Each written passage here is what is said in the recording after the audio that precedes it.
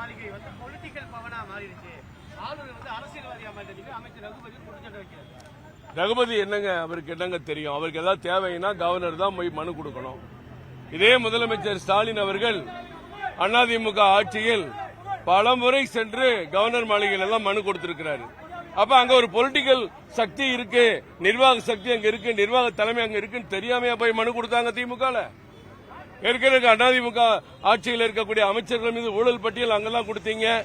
என்ன தேவையினாலும் அங்கெல்லாம் கொடுத்தீங்க, என்ன கோரிக்கையினாலும் அங்கதானே போய் கொடுத்தீங்க.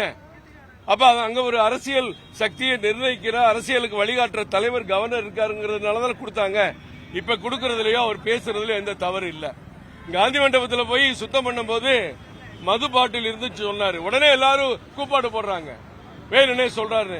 இதே செல்வ பெருந்தகை காமராஜர் நினைவிடத்தில் போய் பார்த்துட்டு வந்து ஒரே விஸ்கி பிராந்தி பாட்டிலா இருக்குன்னு சில மாதங்களுக்கு முன்னாடி பேட்டி கொடுத்தாரு.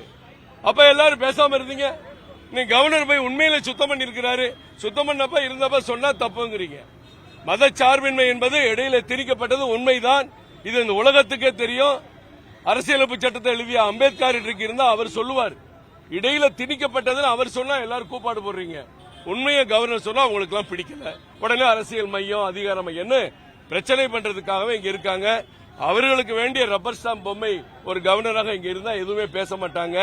சுய சிந்தனை உள்ள, நாட்டுப்பற்றுடைய, தமிழக மக்கள் தமிழக வளர்ச்சி முதல் பற்றுள்ள கவர்னர் இருந்தா குறை சொல்லுவீங்க. வந்தால் உலகின் 4வது மிகப்பெரிய விமானப்படை, அதிநவீன விமானம் இல்லையே என்ற இந்திய விமானப்படையின் கவலை பாரத பிரதமர் நரேந்திர மோடி அவர்கள் வந்த பின் தான் தீர்ந்தது.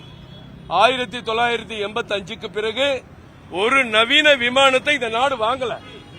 ஆனா இன்னைக்கு ரஃபேல், உலகமே மிரளக்கூடிய ரஃபேல் விமானம் வாங்கினது உட்பட அதிநவீன விமானங்களை நாமே தயாரிக்கிற ஒரு சூழலில் நாமே நீர்மூழ்கி கப்பல் தயாரிக்கிறோம், நாமே விமானம் தாங்கி விமான போர்க்கப்பல் தயாரிக்கிறோம், நாமே கடல்ல இருக்கிற நீர்மூழ்கி கப்பல் இருந்து மிசல் தாக்கக்கூடிய அளவிற்கு இன்றைக்கு தயாரிப்பு உலகில் உயர்ந்த விமானப்படையினுடைய கண்காட்சி சென்னையில் நடப்பது தமிழக மக்களுக்கு மட்டற்ற மகிழ்ச்சி அளிக்கும்.